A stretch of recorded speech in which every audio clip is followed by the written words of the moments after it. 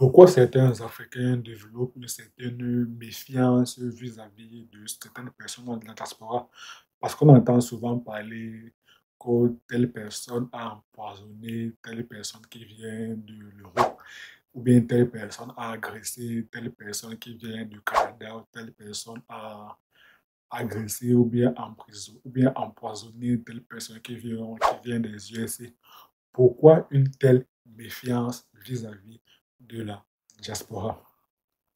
Je peux comprendre qu'il y a une certaine jalousie ou bien une certaine envie de certaines personnes, de certains Africains rester sur place dans des locaux vis-à-vis de la diaspora. Ça, je peux le comprendre.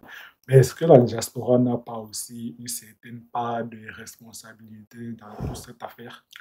Moi, je pense que certaines personnes de la diaspora ont aussi leur part de responsabilité parce que très souvent, elles n'ont pas la bonne attitude vis-à-vis des locaux. Elles ont souvent une attitude un peu irrespectueuse, un peu condescendante vis-à-vis des locaux.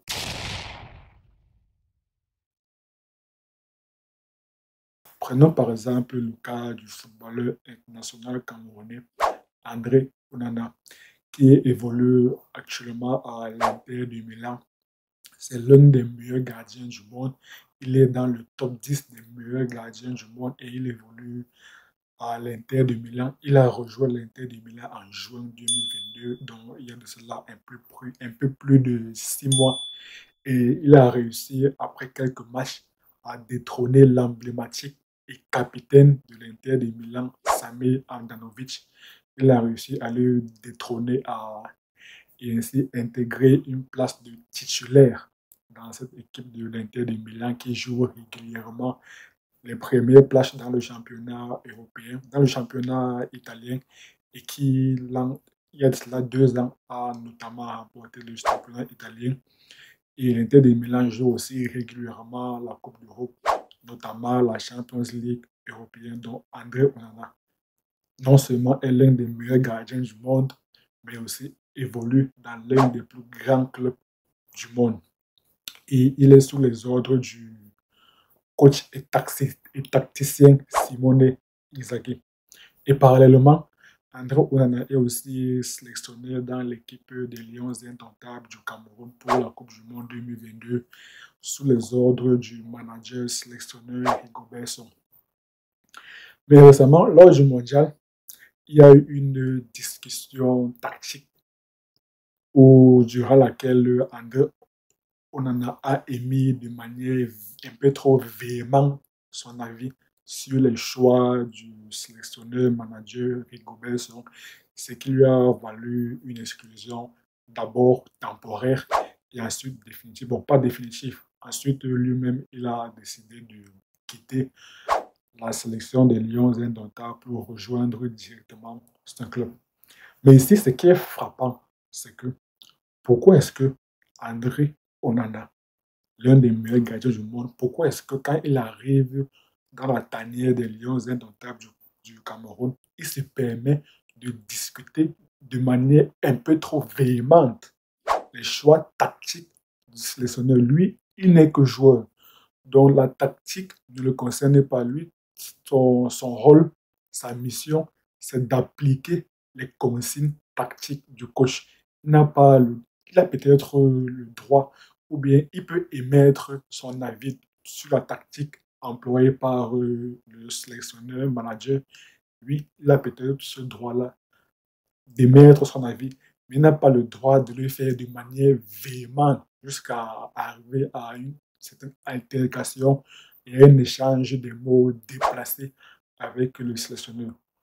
Pourquoi est-ce qu'il le permet de le faire lorsqu'il est dans la tanière des Lions indomptables du Cameroun, mais il ne l'a jamais fait en Occident, dans son club, l'Inter de Milan? Et ça, c'est vraiment le propre de certaines personnes de la diaspora.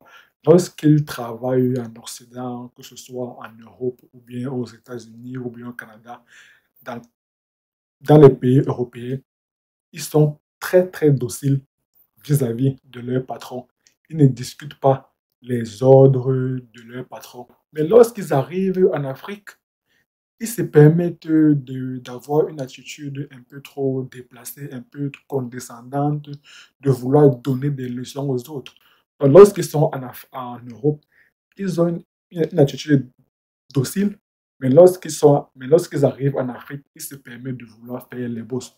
Sinon, ça qui crée une certaine méfiance. Je ne dis pas que c'est tout, mais je pense qu'il y a que la diaspora a aussi sa part de responsabilité dans la mesure où, lorsqu'elle arrive en Afrique, elle n'adopte pas une bonne attitude vis-à-vis des locaux et ce qui peut déboucher sur une certaine méfiance ou bien une certaine jalousie ou bien une certaine envie des locaux vis-à-vis de la diaspora. Donc, pour ça, il n'y a pas une telle alchimie entre la diaspora et les locaux. Pourtant, tout le monde sait que le développement d'un pays ou bien d'un continent passera inéluctablement par sa diaspora. De la diaspora a donc tout intérêt à avoir une bonne attitude, une attitude respectueuse vis-à-vis des locaux, de manière à travailler en synergie pour permettre le développement et l'essor du continent africain.